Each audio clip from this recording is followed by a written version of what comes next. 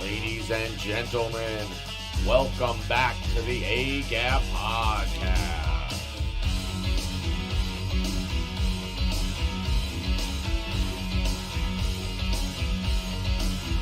And now, your host, Colby.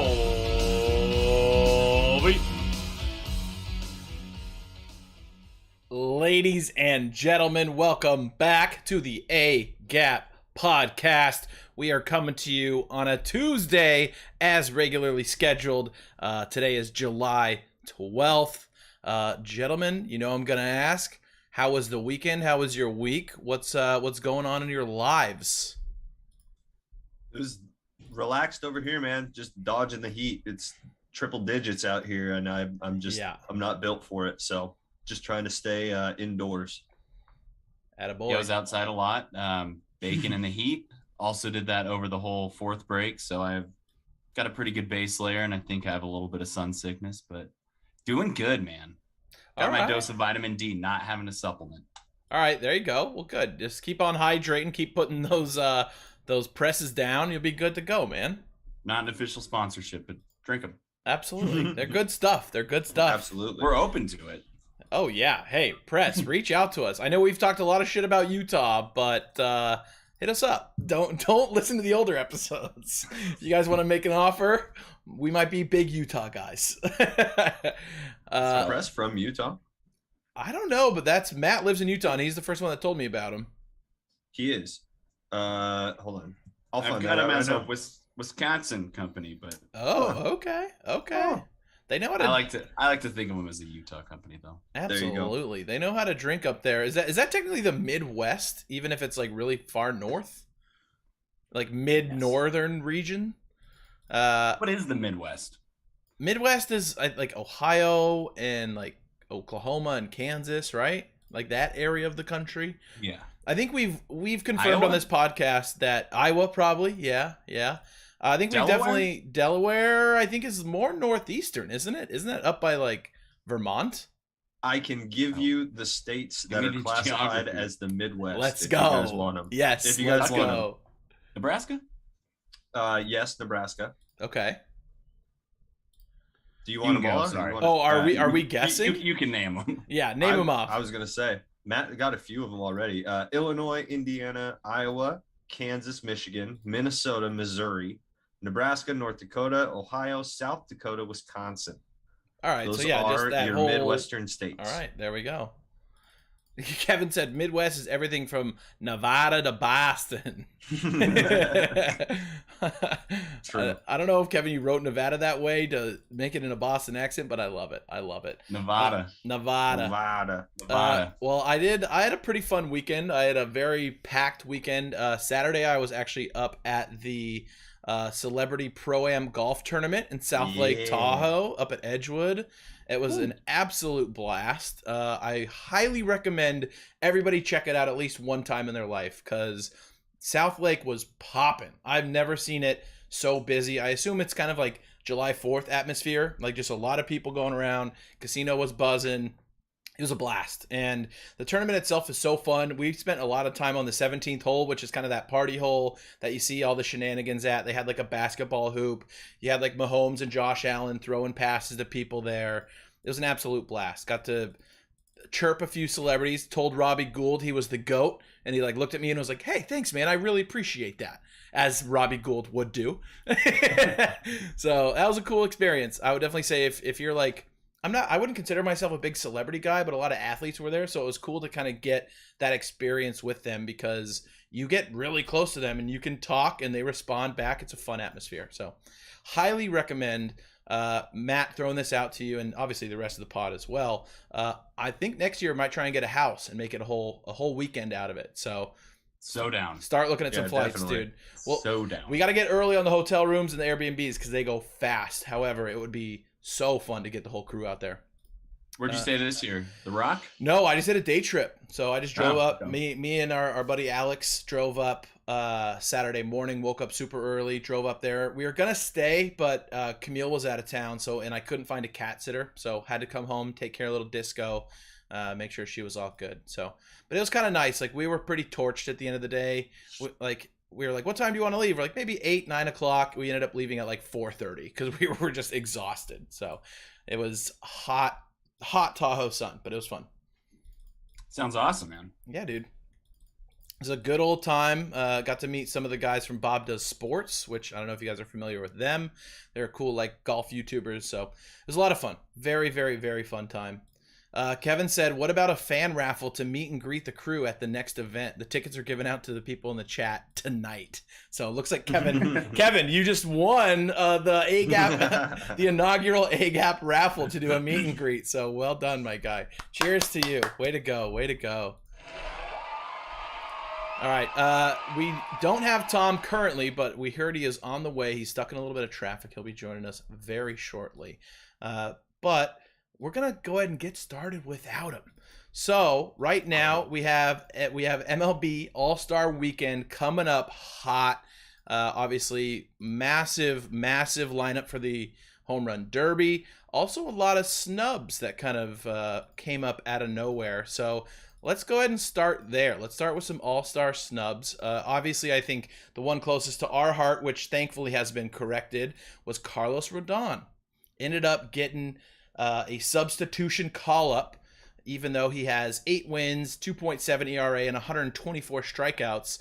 Somehow he didn't make it. Why do you guys think that happened?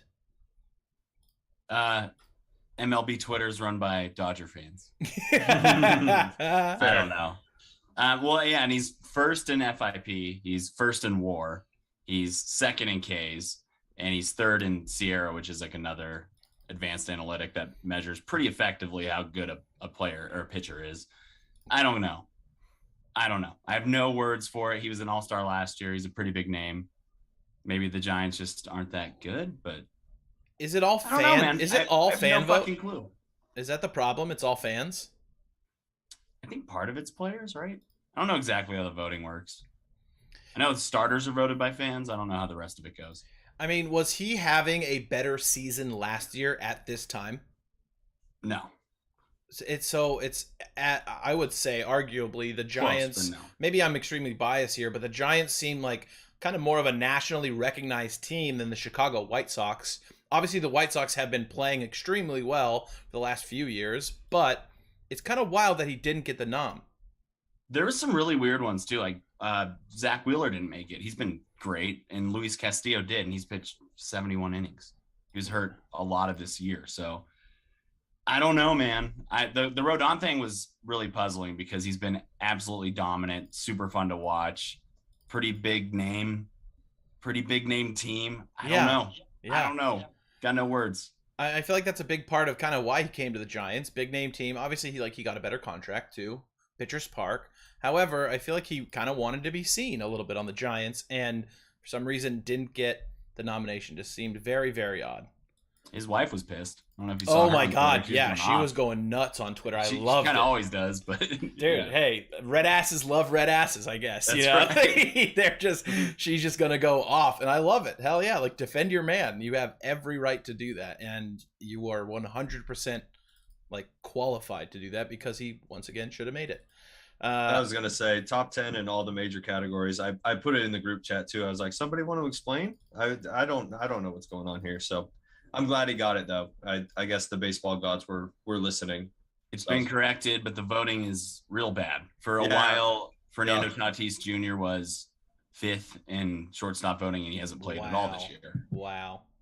I'm glad he didn't make it, but yeah, you can't do that. Like, what are we doing? Yeah, exactly. You can't do that. No offense to Jock, I don't think he should have been a starter, but I'm glad he's in. Is he starting?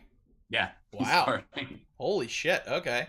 I think that's probably because you have Braves fans, Dodgers fans, other teams kind of voting for him, rooting for him. And he's just, I'm sure with the whole fantasy football drama, he's kind of a hot name in the MLB as of recently. Yep. Swaggy as hell. Exactly. A few other ones that I thought should have made the list. Maybe I'm biased because ignored unrequested got him on my fantasy team. Ty France from the Mariners. Absolutely robbed. He's hitting 306, 10 dingers, 45 RBIs? Seems like it could be a little higher. And then 0.840 OPS. So very qualified numbers. 146 WRC plus. Just an absolute monster. Should have been starting at first base. Yes. Didn't even make the fucking team. Yeah. That's Travis Green right there. Yeah. That was I think who was it? Is it Passan? Is it John Passan? What's his first name? Jeff Passan. Jeff Passan. He was freaking out too. He's like, Ty France got robbed. Absolutely robbed. And and once again, another Mariner, Logan Gilbert, pitcher, 10-3, 2.8 ERA. Like another guy didn't get the nom, probably deserved it. And I think it's just maybe Dylan Cease definitely should have made it. Yep. He got absolutely fucked. He had better numbers than Nestor Cortez and Blackburn on the A's. Yep. Kevin Gausman leads all of Major League Baseball by a long shot in FIP. Didn't make it. Yep. I was going to say Gausman's probably one of those ones for me. I was like, what? Yeah. There was a lot of snubs. Former Giant. And also like Albert Blue Jays. Pujols makes it because Albert Pujols last year, let's just put him in. Yeah. Why not? Big. Yeah. Austin Riley should have been there too.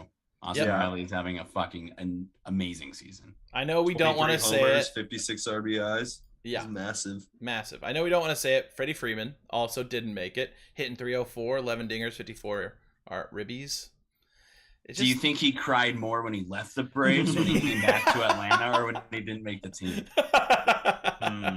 It's a good question. It's a great question. Good question. He was probably I'm going to go with Braves, but yeah, I'm going to go with Braves probably as a well. close second. Especially, we haven't even talked about that whole contract situation. We didn't talk about it because, Matt, you were gone, so we didn't hit baseball too hard. But obviously the report, I think it was like maybe a week and a half ago, that when he was there, he found out that the Braves had an offer that he probably would have taken, and his agent turned it down without him even knowing about it. That is dirty.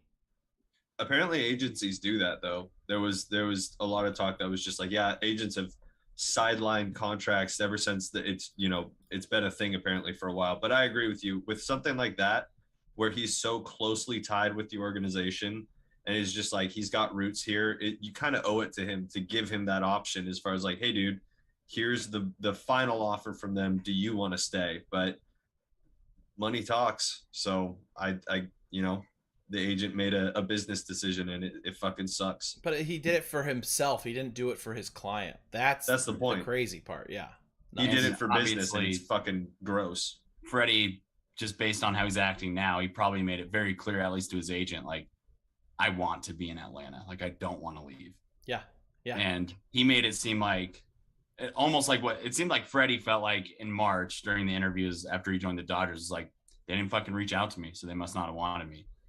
So not only did the agent not tell him about their final offer, but their agent, it kind of feels like, made it seem like they don't want you. They don't want you, bro. Yeah. You're better off without them. It's like, or he even was like, their offer is just not worth it. Just go to the Dodgers, try and win a ring. It's like, fuck that, man. That's so fucked up. And it pisses off Freddie. It pisses off the fans. It's pissing off the Dodger players that are like, dude, like, you got to have your feet in our boat, at least. Like, yeah, at some point. And I get it. Like, I get why it's like re-stirred up a bunch of emotion for him, but at some point you do have to move on. And it feels like he's having a hard time with that, which I get. But if you're one of his teammates, you're like, bro, like, come on.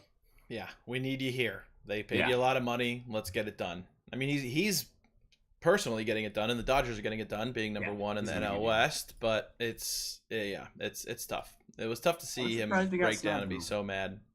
Yeah, I mean, just one of many, like you said, that It seems like the fans maybe have a little too much power here. Yeah, no offense to Vlad, but he wasn't having as good a year as a Ty France was. No. That's why I was so shocked. Oh, go there. Yeah. Sorry. That's why. No, you're good. That's why I was so shocked to see that Gausman didn't make it, because the Blue Jays, a lot of Blue Jays made it. You had Bo Bichette. Which Bo Bichette's having a great year. You had Vlad Jr. You had a lot of these Blue Jays players who were dominating voting, and then Gausman doesn't make it. So yeah, I don't know. Gausman was there last year. Yep. The National League. So I don't know, man. Isn't there like 6 Yankees on the All-Star team? Something like that? Probably. 6 starters. I mean, aren't they the best team in baseball right now, record-wise? Yeah, so it makes sense, but also they're the best team in baseball, and it's the Yankees, biggest team, arguably, in sports. But Nestor shouldn't have made it, I don't think, just because he's got a cool mustache and kind of does Cueto stuff. Another ignored request that I picked up Cueto in fantasy. Feels good. Nice. Dylan Cease, though, came out 5 2/3 tonight, 9 Ks, no Ernie's. Oof. Yeah, no, Oof. Cease. Fuck the world. Yes. Maybe that's what I thought was so cool about Rodon. Obviously, they were teammates last year, but he said it's not so much for me that I'm upset. I'm upset for guys that had a chance to make their first All-Star team, like Dylan Cease. Just kind of messed up. I think guys like Pujols, like maybe you put him on like the Legends guy. You maybe don't take up a spot. Your OPS is under 700. Like, come on. Yeah, for real. I don't know. Legend of the sport, like you said. Yeah, but I think it's cool he's doing the Derby. Like, that's cool and all. That's so cool. I mean, looking at the lineup, the Derby lineup is insane. I actually didn't do research until I was getting ready for the pod today, and so here's the lineup. You got Pete Alonso going through for the 3-Pete. Ronald. Ooh, nice. Yeah, thank you. Ronald Acuna, Albert Pujols, Juan Soto, Kyle Schwarber. That's a great home run derby lineup. Notice Aaron Judge was not fucking with this swing. He said no thanks. Yep. I'm on my way to 60 bombs. I'm not fucking with anything by doing the derby. Yep. Smart. I would have loved to see him guy. Though. Yeah, true. Oh, he would rake. But like you said, is it fully filled out? I thought there were a couple more spots. That's the list I saw in the article that I found. If you can find another one that has more, please let me know. I saw 5 hours ago. So you named Acuna, Alonso, Pujols, Schwarber, Soto. Correct. Okay, so I think there's 3 slots left. Oh, so I think it can get even better. Madison Bumgarner, Zach Greinke. I think if you're a pitcher that enters, you get the aluminum bat. I think that's cool. A fair play. Who would you guys want to see? Ooh, fill those 3 slots. I mean, Vlad Jr. would be fun, right? Yep. Vlad Jr. would be great. Who else was on my mind? Stanton would always be a crowd. Stanton would absolutely be fun. Even I'm blanking on the name. Yeah, I don't know. Chris Bryant won't be there. No. Finally got a home run though, so congrats. I think he's got like 4 now. He's really coming alive. Yeah. All right. Finally, took him long enough. Yeah, it took him a while.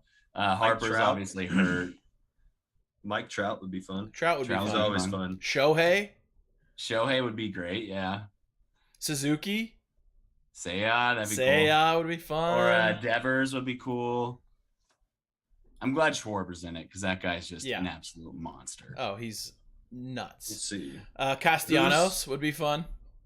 Yordan Alvarez. Yordan's hurt, but I would love to see Yordan. Yordan might be the best hitter in baseball, man. I was gonna say I didn't know he was hurt. When did he get hurt? He got like hit on the hand or something. He'll be fine. Boo. Maybe Yerman Mercedes, dude, after his performance today. Bro, 112, and he had topspin on it, and he parks it in left field. Pretty cool. Austin Riley, maybe Corey Seager. There's a lot of guys. Mookie even. I know we don't want to talk about Dodgers, but Mookie would be fun. Hometown, that'd be cool. Yeah, absolutely. Camille was down in LA, got to go to a Dodgers game and brought home a koozie. It's like an All-Star game koozie. I was like, all right, there's like a really tiny Dodgers logo on it. And at first I was pissed. I was like, you're bringing Dodgers paraphernalia into this home, but then I'm like, actually it's kind of a cool koozie. So, and it holds tall cans, which is rare. It's a tall can koozie. Are you going to use it? Fuck no. Okay. Absolutely not. I was gonna say, No, God, no. That's crossing the line. No, God, Yeah, no. totally. God, no. If any, I'll have to take a Sharpie and just cross out the little logo on it. That would be the only thing the only time I would use it. Let's see. Kevin's got a few things to say in the chat. He said, "Can we get a pod bet on how many All-Star tickets were cashed by a subpar Kobe?" What? Let me see. I don't know. Actually, let's do a little research. Do some homework, Kevin. And he said, "An old head barbecue roster is the only way around that with any sport." That would be kind of cool, like a little old head barbecue with all the old boys. I want to see Barry Bonds in the Derby. That's what I'm It should saying. be like a legend slot. That's what I'm saying. Old guy slot. That's see, fucking fun. Griffey Jr. comes back. Yeah, I can use aluminum bats or something. That's fine. Yeah, fuck it. See, they always just come back for like the celebrity softball game though, which they can still park in, and it's fun, but not watched as often. But as they're wearing like Derby. slacks when they do it. Yeah, exactly. Yeah. I want to see them get after it.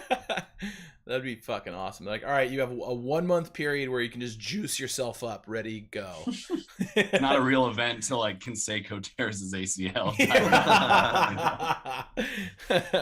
Just collapses. I was going in with a dislocated shoulder. Well, some other news is going on in the MLB as well, specifically with the Giants. So I know, Matt, you wanted to talk a little bit about the Giants, and their youth is starting to get called up, moved around. I saw, I forget the name, but the young pitcher out of Eugene is getting called up. He's just been thrashing up at... Oh, Harrison? I believe so, yeah. Is he getting bumped up to AAA? I saw an article very recently. I actually, like, right before... like an hour before we went live, there was an article with Farhan kind of talking about the state of the team and how they're going to be coming into the trade deadline. So yeah, I saw that David it was mentioned VR there. just came up. To play infield. He's got a ton of bombs in AAA. Gregory Santos just got a locker. Old Jake McGee got DFA'd. So it'll be interesting to see. I mean, they're not going to sell, but they're definitely not going to buy at the deadline. Yeah, that's bring up the new young guys. That's kind of what Farhan was talking about. So here, I have a few quotes that I can throw at you guys. So he had said, quote, "Anytime you're in a position, and I consider us to be in a position to make the playoffs this year, you're going to want to push some chips in." He said, "If the Giants are in a similar or better position in the next few weeks, we're definitely going to look to improve the team." And then in response to the team being sellers, Farhan said, quote, "I take that personally. You don't want to be viewed as a seller when you're trying to compete. That's our perspective. We know that's going to be out there, but our focus is going to be getting to July 31st in a playoff position where we're looking to see if we can make our team better." So, it sounds like either through the farm system or maybe through a couple like minor acquisitions, Farhan is still trying to elevate this team to get into the wild card spot. So, we've talked the last few weeks about the Giants being sellers. Obviously, Farhan probably isn't going to go on record saying, yeah, we're selling, right? Like, he wants to make this team better. How does that make you guys feel about the future of the season? Go ahead, John. I kind of liked what Connor was saying when we had talked kind of briefly about it. I think there should be some untouchables, but I think if we're going to continue to play kind of the way we are, I think it's time to sell and let some of the young guys come up.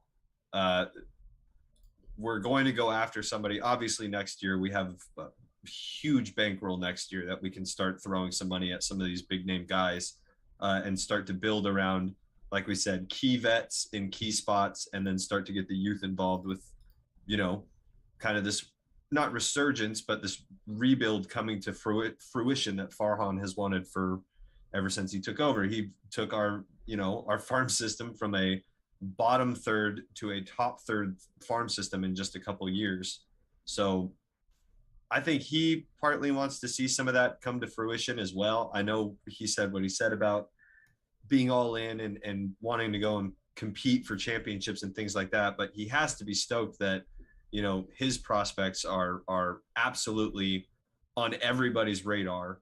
And I think that we should start to make moves to kind of get ready for those dudes to come through. I agree. I I think that they've done a great job of just finding a random all-star here and there that's not a big name prospect. Like Luis Gonzalez is awesome. Yep. Obviously Yaz is awesome. They've just found a few guys here and there. I just don't know who has value. Like, is anyone gonna be like, I need to go get Evan Longoria for my pennant run? Yeah. Right.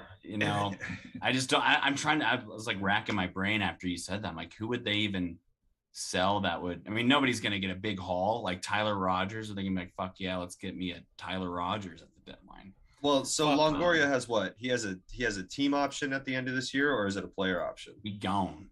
Yeah. So either way, I don't think, like I said, there's some guys that it makes sense that you're just going to hold on to them for the rest of the season because they're going to be gone. There's some of these guys that, like I said, untouchables. I think Carlos needs to stay. I think they need to extend him. I think we need to look at making that guy a part of this team. Him and Logan is fucking very cool at the front end of any starting rotation. So I think we need to invest.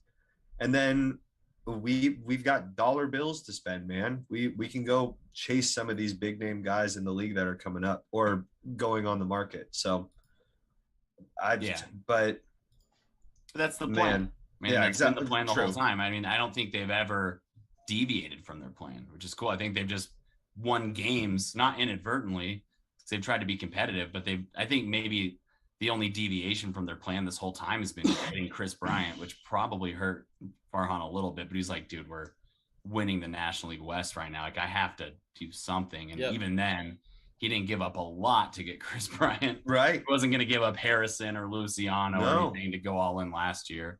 But yeah, this year, I just don't know who they would honestly sell, but I'm sure there will be a little bit of, like a couple of years ago, they got rid of Sam Dyson, turned him into, I think, Lamont Wade, like a couple nice ones like that. But they're kind of stuck with like Crawford, Belt, Longoria, Wilmer. I mean, maybe Wilmer, someone would like him, but you wouldn't get much. Yeah. I think so. It's almost like you might as well keep it together because you still have a shot at a wild card, but you're not going to do anything drastic. Well, that's what I'm saying. In Farhan, we trust. It's just like he's gone and made these trades that have turned into players that are producers for us now. Like you said, I mean, case in point is a great Lamont Wade, and so there are some guys. I think that Crawford's going to stay. Obviously, he's going to stay. He's a forever Giant. But Longo at the end of the year, like you said, gone. Belt. How long do we have him for? Is he also gone? I think he's got 1 year left. So he's just been hurt all year. So that's the thing. I don't think there's the course with Belt. Right. And I don't think there's a market for him. Like I said, I think if there is a lane that the Giants need to pick, I think by the deadline we need to be sellers. And if it makes sense, some of these guys you're just going to hold on to. And like you said, doesn't really eat into the plan yet. I mean, these guys are climbing the ranks slowly but surely and are slowly getting ready. But the signings next year, the offseason, is going to be fun to watch, just as far as who we go pursue and what kind of moves we have to make. But it'll be fun, man. This year's still fun, still question marks all over the place, though. I don't know.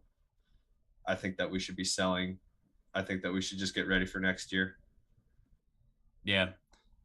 Like I said, I just don't know who to sell, but I think we'll do probably what we did in 2020, which is just like a little bit of both, small deals, try to turn over a few more rocks, get some contributors, and stay the course, man. Like I think they're fine. Obviously, I want to see them be a better team, but we got our expectations high because they won 107 last year, but I think they're kind of right where they should be, especially for a team that's been injured so much. Like everything's going unplanned. They're finding I don't know, it feels like you've got this core group of players that are coming in 1 or 2 years. You got a bunch of money to spend, and along the way, the snowball's picking up Luis Gonzalez's and like Lamont Wade's and all these guys that you're like, that guy could be a solid contributor for this team moving forward. So I don't know. I'm still up. I mean, it just feels good to know they're headed in the right direction, but this year's been a little tough. It's I think, like you said, we got really excited last year, and this year we have the same expectations, but this is probably what this roster is capable of. And I think Farhan coming out and saying, I believe this roster now can get us there with maybe a couple additions. I don't think, like you said, he's not going to make a big splash. So hopefully they can figure it out and get a little better defensively on the ball, because they are second to last defensive rating in the MLB, which is tough. We kind of talked a little bit about that last week. Maybe that's due to age, maybe that's due to injury, and having maybe some of these AAA guys be your starter. But it's tough. It's tough.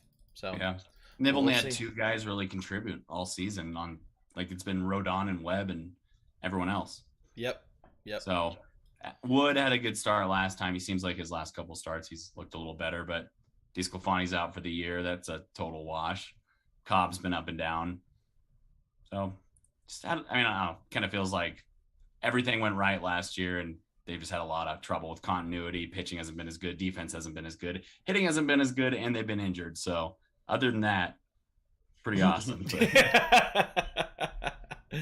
Oh boy. But I do like, even after some of those tough D-backs losses last week, they seem like they got a tight group. Like Kapler's running a tight ship in the clubhouse. Nobody's pointing fingers, so they'll be all right.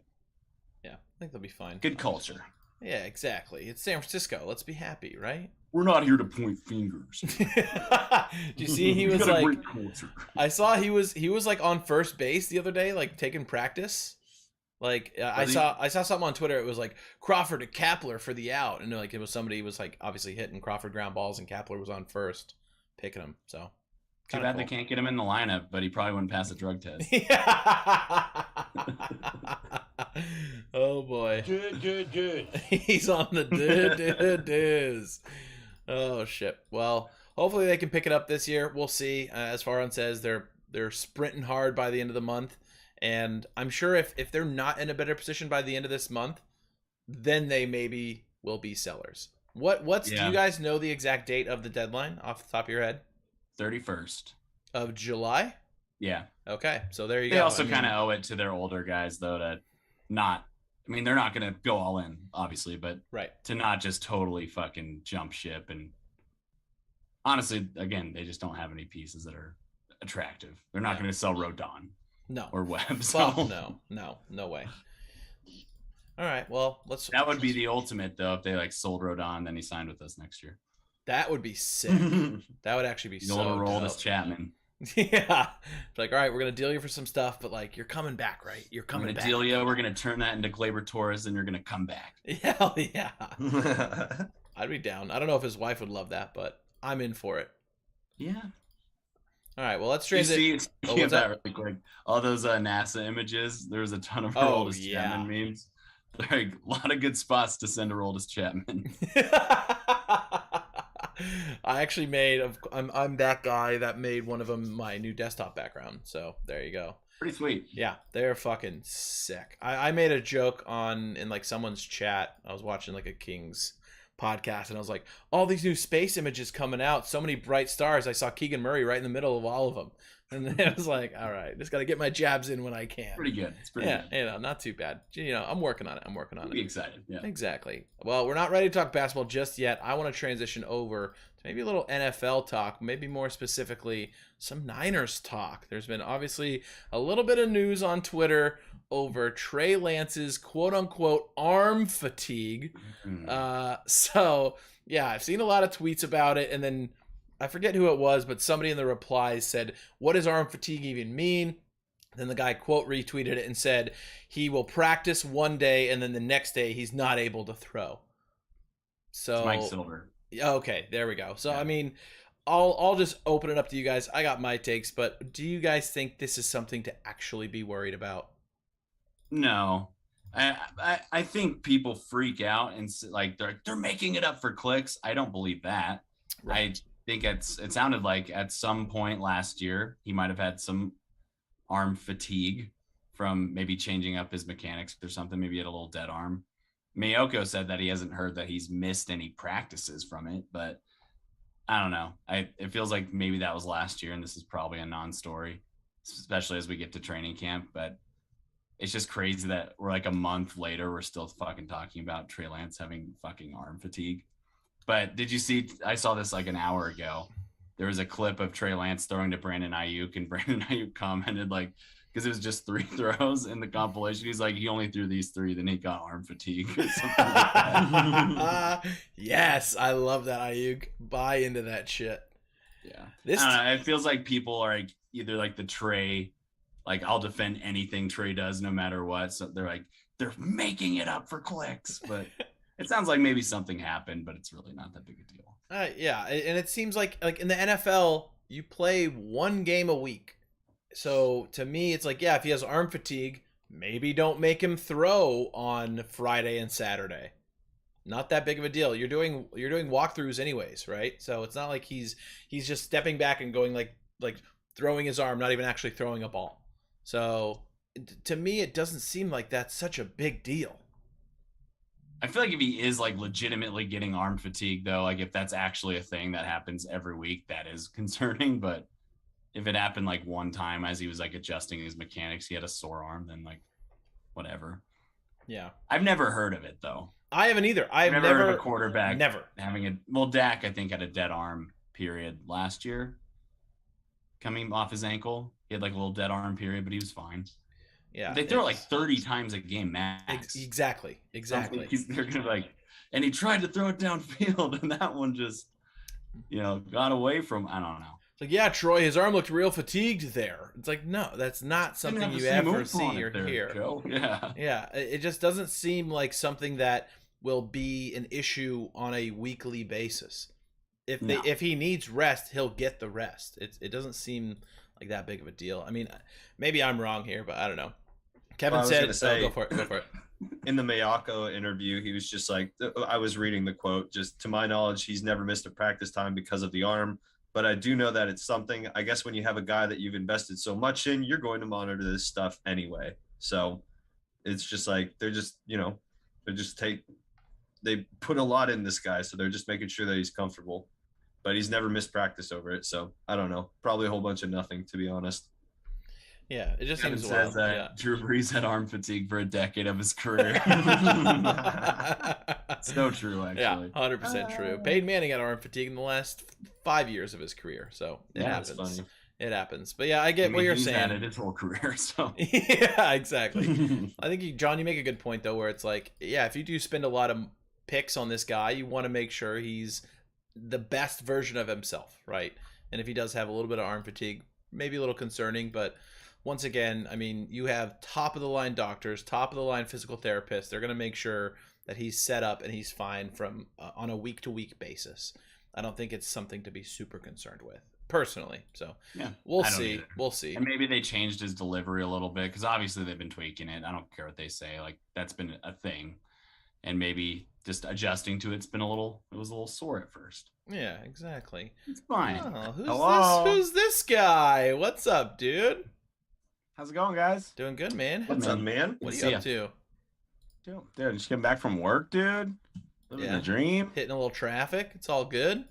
Oh, the standard, the usual, what are you going to do? As per usual. Well, you joined us at the perfect time. We're talking about the 49ers, Tom. Your favorite subject. Oh, all right. Well, I'll see you guys next week. Yeah. We're talking about Trey Lance's arm fatigue. Oh, classic, dude. Yeah. Did you talk about where Jimmy G's going to go yet? Is that the Seahawks? That is the next thing I was going to bring up. So thanks for the perfect segue, Tom. So there we go. Jimmy G is finally a hot commodity in the NFL because every other team has a quarterback now except for the Seahawks. So I mean, hot commodity because there's no options. If you had to drive a road and there was only one car to take, you'd have to take that car. Exactly. Right? Even if it's a 1965 fucking beater whatever van, you got to take it. Yeah, it's like when you show up to the rental car place and they're like, "We've only got the Rabbit left." You're like, fuck it, I'll take it. You need something. PT Cruiser. Jimmy G's the PT Cruisers of the quarterback market. I like that. That's a great comparison. Yeah, 100%. So, are we going to be heartbroken if he's in Seattle? If he actually like signs with Seattle and beats us, yeah.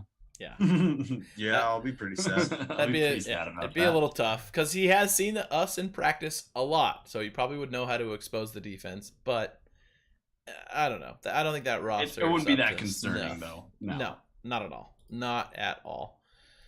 It's I don't know. It's interesting because I mean, is there anywhere else he could go? I know we've had this conversation a lot, but Florio said today he thinks Houston, which I don't get at all. Okay.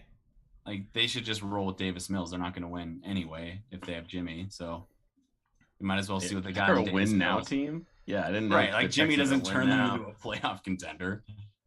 I don't think. I don't know. I mean, the guy wins games, but isn't the Browns just make way more sense?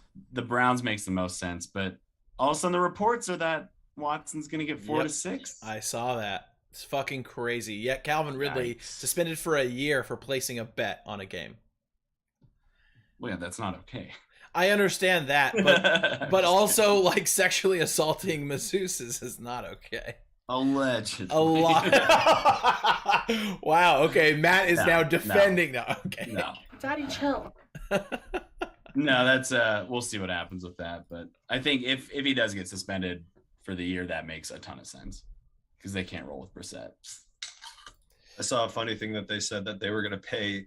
The Browns are paying $10.5 million for Baker to not be their quarterback, and they gave Deshaun Watson $230 million to not be their quarterback, which is pretty fucking funny. Yeah.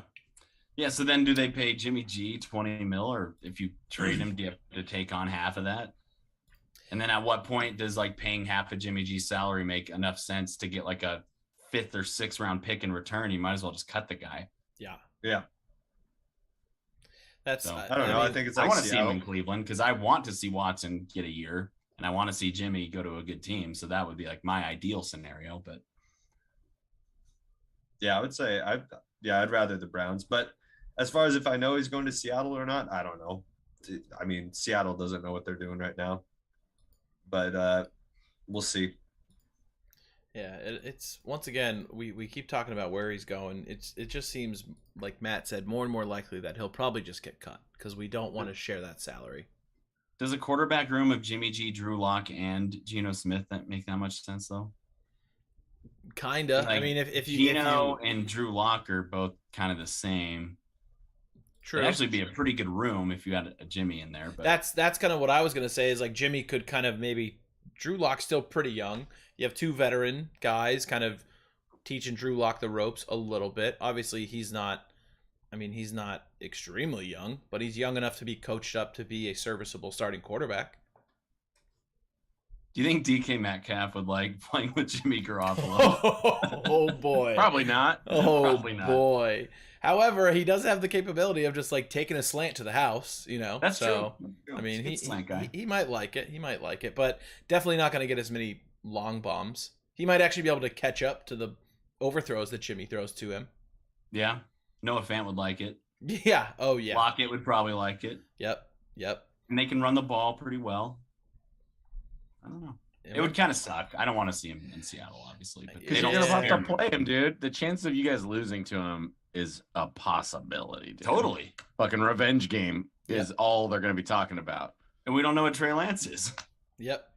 So if Jimmy's pretty good and he's tearing it up against us, and Trey Lance has got 12 picks through 6 games, and it's just gonna be like, What happens to the 49ers fandom if Jimmy G leads the Seahawks to the playoffs and Trey Lance as a below average season and you miss the playoffs?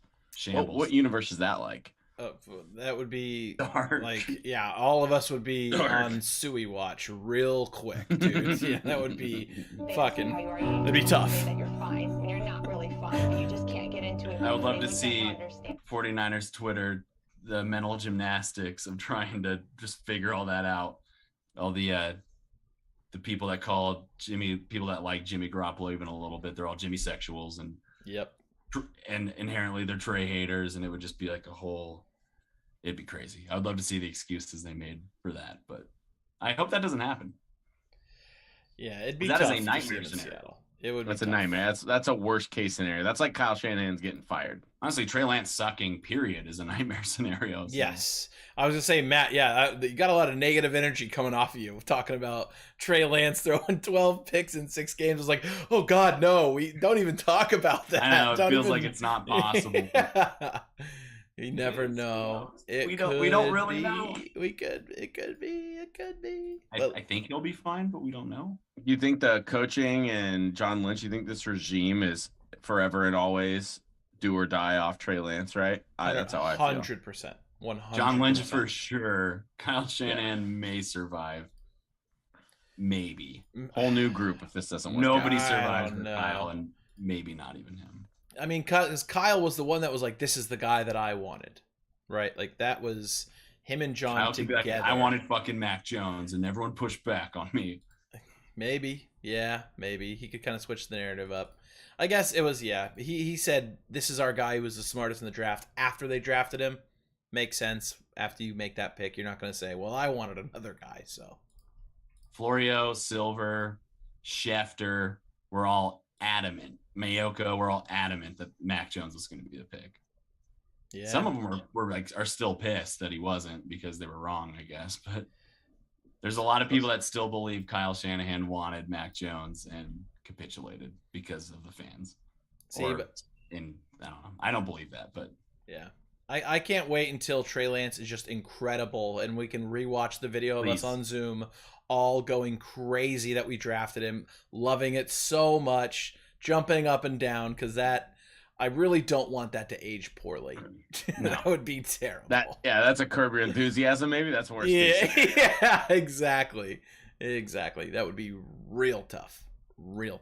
So fingers crossed. Come on, Trey, you got this, baby. We don't know, dude. We have no. We're gonna wait till the season comes. Who knows? Who really knows? You never know. No. Yeah, you never know until it starts. Jimmy Garoppolo could come back with a rocket arm with a new shoulder and just be fucking Tom Brady 2.0. Who knows? Fucking Henry Rowengartner, dude, just throwing fucking lasers. Like Jay Cutler and Tom Brady combined. Just throwing deep bombs to DK Metcalf, 5,000 yards. Shit would be fucking insane if that was the timeline. Oh, I could actually see this as kind of like, I could see Jimmy being better in a system where he doesn't have such a hard ass coach that makes him think so much. True. Very true. Just go play bro ball, Jimmy. And Pete Carroll's perfect for He'll be a meathead. Yeah. Deep ball dump off. Yeah. Kevin says, I don't identify as a Jimmy sexual or a Trey gender. So there we go. Now we have names for both of those Twitter spaces. Well, there's some weird other shit going on in the NFL. Did you guys see that Heinz Field was renamed to Acrisure Stadium? Everyone's kind of freaking out about it. All the Steelers fans are like, tongue a lot better. Yeah, dude, right? Much smoother, you know. Yeah. Now, when Bane is in Batman, and they're now gonna have to superimpose it to say Acrisure Stadium. They're gonna go like George Lucas and they're gonna go change it. Yeah, it. They're gonna go put Hayden Christensen. They're gonna get it all dialed in. All right. Well, now I like it. Tom. Yeah, now it's dumb. It's real dumb. It's very dumb. It's very stupid. I shouldn't have even brought it up. I'm a it's fucking almost idiot. as bad as naming your arena Crypto.com arena. Yeah. Didn't they already like lose the rights? Centers is called now? Yeah. Yes. That's so dumb. Yeah. Did they already lose it? They should. I don't know if they already did, but it's close because crypto is crashing still. So yeah, dude. Good luck. Thank God we never did anything with NFTs, right? Matt Damon, Crypto.com Stadium. Yeah. Where I saw a funny thing on Twitter, like, I don't know, a while ago that showed the trajectory of crypto after that Matt Damon ad came out, and it has been like down like 60% since the ad came out, and everyone's like, it's Matt Damon's fault. He crashed crypto. It's over. It was during the Super Bowl, I thought. I remember it was a weird ad. Currency. Yeah, the ad was like, what are we talking about? What's Matt Damon selling me right now? He's really into it, and it's fucking crypto. And I'm like, ooh. Yeah. Ooh. There were a lot of crypto ads during the Super Bowl, and it has done so poorly since then. Granted, just like anything cool, yeah. Once the corporate shills fucking get their dirty mugs on it, they destroy it, you know. Yep. Or just, the market entirely is just bad right now. But this is a sports podcast, so let's pivot. Tom, now that you're here, you want to talk a little basketball? Wait, I got one for Tom real quick. Oh, you do? Okay. Yeah, on the NFL. Oh, is it about Jalen Hurts being fucking threw 3 interceptions, and then AJ Brown went on there and fucking schooled everybody. Yeah, I was gonna say, how much are you loving AJ Brown right now? Oh, AJ Brown is my favorite Twitter follow for sure, dude. He's so fucking sick, and he backs him up, and he literally was like, fucking pulling up receipts, like, yeah, he threw 3 picks, and then fucking Donovan McNabb was on the field and threw a pick, and then Vince Papale couldn't catch the ball. Like, he's like fucking throwing all that shit out there. It's so funny, dude. He is the best Eagle, and he hasn't even played it down yet, dude. He's awesome. See that dude that made those Hurts season hats? He slid into his DMs and was like, "Can I get one of those?" Oh, no really? way. I didn't see that. That's Dude. AJ Brown that is epic the guy. He's the dude. There's epic pictures of him, Devontae Smith, and Jalen Hurts like running sprints up a hill in the rain or something. And they were just exercising, and I was like, God damn it, these are my fucking guys, dude. Got me fucking going, dude. I just want to watch them run up a hill in slow mo. Fucking gets me excited, dude. I can't wait for the fucking season. I cannot wait. Birds are winning the East, baby. Oh, easily, dude. Okay. Easily, dude. I think the Cowboys might have something to say about that. Cowboys are going to cowboy, and they're going to fucking implode on themselves. They're going to implode on the weight of Zeke's contract on the whole organization. I mean, yeah, all right. I was going to say the Cowboys cowboyed pretty well last year, meaning they won the division, and then they lost in the playoffs. So, just saying. So did we. So it's basically the same. We aren't going to count either of the 2 losses that we had against them. One of them was a Mickey Mouse game, dude, that the Cowboys should have rested their starters. Maybe they would have won more playoff games if they did. But they didn't. The Eagles did.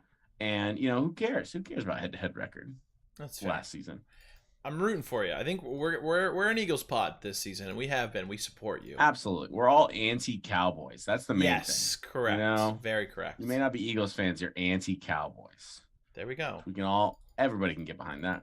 Well, Sirianni is apparently really anti-Giants after he made that guy remove his ball cap at that tennis court. Yeah, can you? I didn't really hear the full part of that story, but all I know is that Sirianni went full Karen on someone for wearing a New York Giants gear. That was all I understood. It has now come out that the story may have been a little exaggerated. Original story goes, gentleman was playing tennis with his wife in a Yankees shirt and a New York Giants cap when he notices Sirianni playing tennis court over with his wife. The dude says that Sirianni then comes over and says, "Hey, I have a problem with what you're wearing." And he through the fence then goes, "If you have a problem, come over here and like do something about it."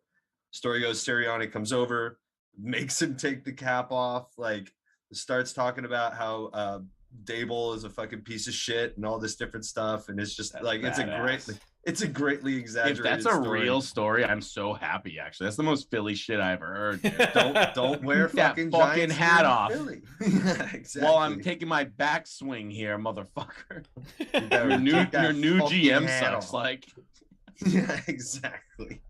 So it's just, like I said, come out now that the story might have been a little exaggerated, but very funny. What's the under exaggerated story? Because all I can really see is maybe he's like fucking razzing him a little bit. He's like, "Hey man, take that Giants gear off, dude. I'm literally the head coach." He's like, "Dude, go Giants, fuck the Eagles." He's like, "No, seriously, take the Giants out." He's like, "No, seriously, go fuck the Eagles." And then maybe it kind of went from there. I could see it started out as a joke and then it went farther. But Nick got the guy to take the gear off, so Well, that's the story. It originated on a New York sports radio station.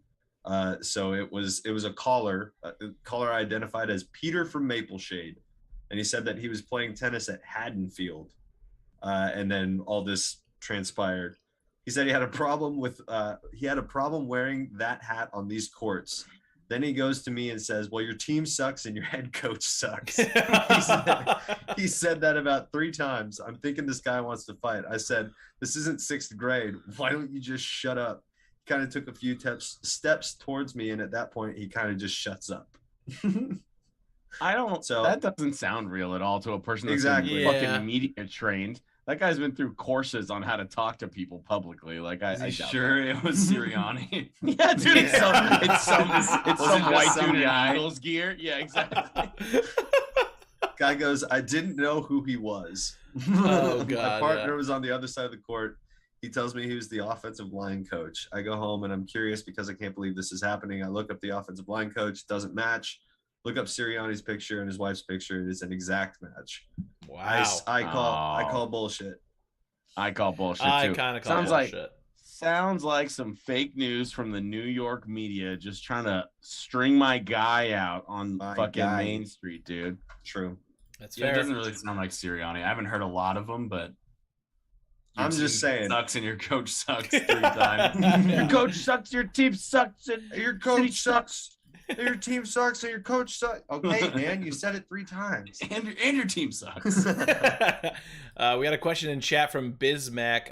Yes, we do upload on Spotify. The Bismack Biombo's in the chat. Absolutely. Bismack Biombo, what is up, my guy? Yeah, we're on Spotify, Apple Podcast, Podbean, YouTube, Twitch, everywhere, baby. Just search A-Gap Podcast. Maybe the A-Gap Podcast. Yeah.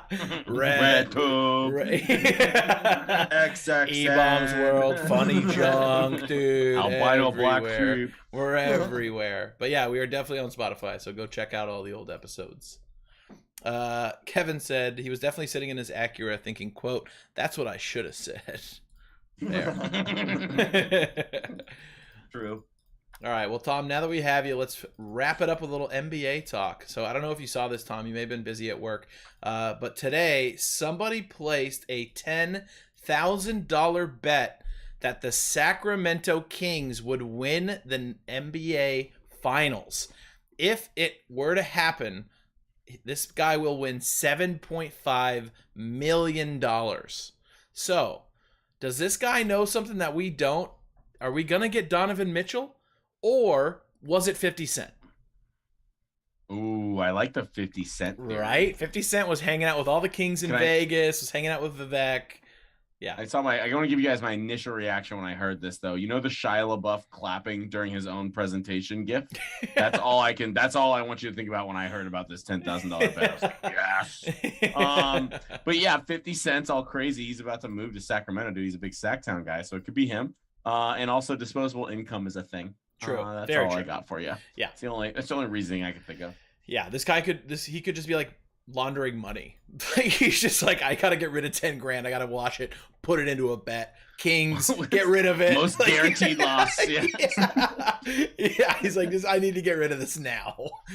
He did that. And he put 10 grand on the Pirates winning the World Series. You know. Yeah, exactly. Knocking them all out. Yep, exactly. But I think it's kind of fun. You know what? Why not? Shoot your shot. And hey, if it happens, it happens. But yeah, throwing away 10 grand like that is tough. I'm a Kings fan. I would never bet that. The only future that I'm going to put on the Kings is maybe Keegan Murray to get Rookie of the Year. However, I like that. I think that's a fun one. However, he's on a team where he's not going to be the main contributor, where you got guys like Chet, Paulo, who are on worse teams who might kind of pad their stats a little bit to get Rookie of the Year. So I think it's a safe bet because Chet, I don't think is going to be primary. There's actually a lot of players on OKC. I think Paolo maybe, but there's a lot of guards that can shoot. And Jabari does not look very NBA ready. So I think it's actually not a terrible bet. Right. Overall. Did you change subject? Did you see the Donovan Mitchell news today? I did. So that's kind of why I mentioned it. So the Jazz are now listening to offers on Donovan Mitchell. Apparently rival teams have said that they're showing a willingness to listen to possible trade scenarios. Did you guys watch the Brian Windhorst interview? Yeah, so Have you seen this? Yeah, the meme of like it's what's going on. It's the fulfillment of that. Yes. That meme is what this is today. So the whole thing before Gobert got traded, before Mitchell got traded, he was like, "Why would they trade Royce O'Neal for a first-round pick? Why?" That meme has the whole bit is so funny. It's dude. So good. Because if you watch the interview, they're literally hang on every word. And basically the whole thing was that obviously this Royce O'Neal move is a sign that they are sellers. They are out. They are rebuilding. Even though they kept saying, "No, we're not. We're retooling." And even this week, they were like, "Donovan Mitchell, we're going to build the team around Donovan. We're not selling him. We're not selling him." And then today, the fucking obvious that we all found out, of course, Donovan Mitchell's available. Of course, they're going to try and get some dumbass return for him like they did for Gobert. And it's fucking Danny Ainge, right? It's the guy that built the Celtics and part way they are now. So he's not dumb. Just playing the game. But that's I like full circle Brian Windhorst. He called it from miles away. What if just what if? And everybody thought it was about KD, right? Everyone was like, "Oh, it's KD, it's KD, it's KD." Nope. No, it's about the Utah. You have to actually watch the video. It's about the Jazz. Okay, interesting. But yeah, I saw a thing that was kind of tied to the Kings bet, where it was like somebody made a bet, and then it was like the meme, and it was like, "Are they gonna get Donovan Mitchell? Like, is that what he's talking about?" And this guy now knows he's on the inside, places a bet for the Kings to win the championship. It all comes full Donovan circle. Mitchell doesn't move the needle that much for me, to be honest. No. That's the fucked up part. I don't think he plays that good at defense. I think you can make the argument that the shooting guards we have on our team, obviously not as prolific, are not going to put up the same points, but their potential is right there. They're younger and have a better potential to be better at defense. Like, I don't hate what we got in comparison to that shit, dude.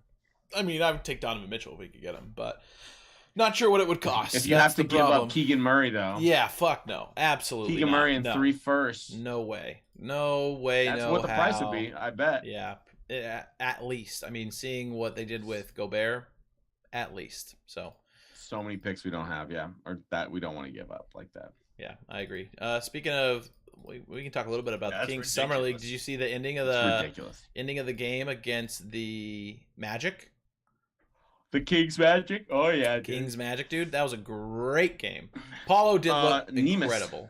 Nemus with the clutch three. Nemus with the clutch three. And then the steal. Keegan Murray with the pump fake. Gets 2 defenders off of him. Drains the 3. Beautiful. A pump fake with fucking seconds left on the clock, too. What a balls-ass move, dude. That guy, he's got ice in his veins. He knows he needs to pump fake with 6 seconds or something on the clock, dude. But he knows. In my mind, I imagine it's all like just like the Andy Griffith show is playing in his head, like the whistling. And just as he's playing ball in the craziest fourth quarter moment, he's like, "Well, I guess I got to get over here and do a pump fake and then shoot the game-winning 3. All right, that sounds dandy." And then he just does it. You know, like nothing is too big for this kid. He is just like. He's a chill guy. I actually have some sneaky inside information around Keegan Murray if you guys want to hear this. What? Okay. It's not that big of a deal, but it is kind of unique information. So a guy that I know through work whose son was looking to buy a really nice house in the Loomis area recently beat out Keegan Murray. And Keegan Murray was trying to buy this really nice house in Loomis. And I guess the only inside information, the only thing I take from that is that Keegan Murray, of course, should be the guy that doesn't want to buy a midtown apartment. He's going he's going way up 80, trying to find some place with some property, dude. Yeah. Like, that's what that kid wants. He does not want to live in the city. Fuck no. Exactly, dude. Exactly. So that is the most Keegan Murray place I could think of someone to live in this area. You know, he wants to live in Loomis. So, that checks out. He's going to end up moving to Auburn. He's just going to love life in Auburn. He's going to have like 12 acres, just live on his land and enjoy it. That's fucking awesome, though. I love that. Back in the old days, like Chris Webber and Jason Williams and all those guys, they lived up in Loomis in a like housing community called Los Lagos that used to be super nice. It's still really nice, but back then it was like the place to be. They all used to live up there and loved it. See, and I also fully heard today Sabonis lives in Napa. I thought he just liked living, he liked being in Napa, but I guess he literally lives in Napa. I found this out today, and he likes to commute to work. He likes to commute to Sacramento from Napa. Really? And everyone's like, "Why, dude? Why do you like that?" And he's like, "It reminds me of Europe. I like driving. I like driving from that drive from Napa to Sacramento." And so I guess he's just grooving, dude. He's just vibing Northern California, real tough. Damn. So in the same interview I heard, I guess he's eligible for a contract extension. So could happen this offseason. Let's go. That would be a real sign of faith if the Kings could lock up Sabonis for 4 years or something. That'd be huge. He loves it. I also heard that his wife, they were not able to live together when he was in Indiana because she has a bunch of dance studios in LA. And so now that he's in California, they can kind of live together, see each other more often. So he's like super happy, loves being in California. So love hearing that. Yep. Guy wants to stay in Sacramento. What? I know. What a concept. I love it. Well, alrighty, boys. Anything else on the docket that we didn't get to that you guys want to mention that kind of runs through all the stuff that I had? I'm fully back into motocross. I grew up a moto kid. Ooh. And I've been watching the series the last few weeks. It is absolutely electric. So okay. You ever get a wild hair? What's that, John? Eli Tomac tearing it up. 2 great motos at Southwood, which is just a grueling track. Probably the most physically demanding track on the circuit. bunch of sand, just getting blasted. He came down from 8th in the first moto to win it. I think from 6th in the second moto to win it. He's in the points lead. And then in the lights, the Lawrence brothers, Hunter and Jet Lawrence are 1-2. And then Joe Shimoda from Japan. Very fun stuff. If it's a lot of people are regarding it as one of the better series, especially in the 450s in years. Really? I know what highlights I'm gonna watch tonight. Yeah, hell yeah. What do you watch this on? What channel is it on? You can record it on YouTube TV. I think it's on. It's usually on like NBC Sports, right? Yeah, something like that. Yeah. I just have it recorded. Hell yeah! That's now I know what it feels like when I talk about F1 to you guys. Yeah, I love it. It's great. 450s. Chase Sexton's in first. Eli Tomac's right behind him. He's down by 1 point, and then Ken Roczen is in third with 227. So very really into it. John watches highlights, so he knows a little bit. I'm here. All right, let's do it. I'm here for it. What and I just bought the Monster Energy Supercross game. There it is. That's exactly. So I bought it, and then I played it with my brother a little bit, and then we started watching the motos when I was in McCall, and I was like, oh shit, this is sick. Like, this is bringing me back, and I'm fully hooked again. Do you ever find yourself when you're walking really fast just going maybe run somewhere, go like that. Yeah, Rick and Bike Kid again. Brat Kid. Those kids in high school just on the track. I'm gonna have a Monster Energy next time. Fuck yeah, dude. Flat brim. Don't even think about putting a bend into it. Don't even think about it. And it's cool because Ricky Carmichael is like the color guy. Oh, so that's really sick. Cool to hear him. Oh, that's sick. All right. Nice. Now I might get back into it. Now that you mentioned check it out. I love Ricky. Go hit record and just watch. I will. Couple. All right, I'll do it. I'm gonna find the highlights on YouTube. I'm gonna go through every race so far and watch the highlights tonight. Yeah. Is it? You watch the highlights. You can watch the full one. Somebody usually, they don't catch it either, but somebody usually rips it to YouTube and you can watch the whole thing. The organization has to have a channel that they put highlights on. It's just like F1. I'm sure that they have a highlights channel. They do. Is it Sunday race day, Saturday race day? When is it typically on? I think Saturday is the lights, Sunday is the 450s. Okay, got it. Yeah, so they each do 2 motos. Fuck yeah. Kevin's throwing a little shade at you, Matt. He said, Matt wasn't a moto kid. I grew up with him. He only knows Nitro Circus. Oh, dude, come on. Rude. You know I'm a Crusty Demons kid. Come on. Damn, that's a throwback right there. Alrighty, boys. Well, we've been going about an hour. We're going to keep it short tonight. Any grievances, flowers, anything you guys want to get off your chest before we close it all out? Sharks had a draft. Oh, yeah, baby. We have a lot of questions this offseason, so pray for my my sanity because it's okay. It's gonna be a tough one. Yeah, Mike Rear, he traded that. It was a 12th pick, I want to say. 11th pick. We traded back to we got 27, 34, and what was it, 17, something like that. But we got Philip Bystedt with it. I'm down. I'm happy. I wanted what's it called? What's his name? Lip man, his name is like fucking a bunch of umlauts and shit, so you just can't say it right. It's just like I can't even fucking say it right. But he played with William Eklund, who is our first round pick from last year. They were line mates on the under 18 Sweden team, and they won gold together. So we were all stoked on it, thought that we were going to get actual line mates, but didn't go that way. But we're going to just have to see how it goes. So all right, see how it goes. Fingers crossed. Let's go Sharks. All right, everybody. Well, my local Chipotle. Oh, they've been okay lately, but they did make me wait at the window for like 13 minutes last time. Ugh. When I showed up, I set the order in the app. It said like 6:10 or something. I got there at 6:10, and they made me wait. So, and they didn't seem that busy, but it's fine. Figure it out. Probably see your name, dude. They at this point, I'm kind of grasping. This asshole's always coming back. So yeah, this guy's shit in his Chipotle, and he'll still come back. Guac was a little brown, so maybe. Yeah, exactly.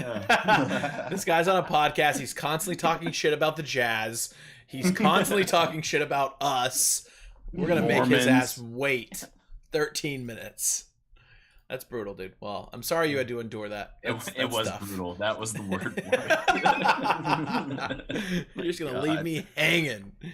Oh, shit. Alrighty, boys. Well, it's always a pleasure. Everybody in chat, we appreciate you guys for being here. As always, check out our socials. We're on Twitter. We're on Instagram. Obviously, listen to us on Spotify, Apple Music, Apple Podcast, all that good stuff.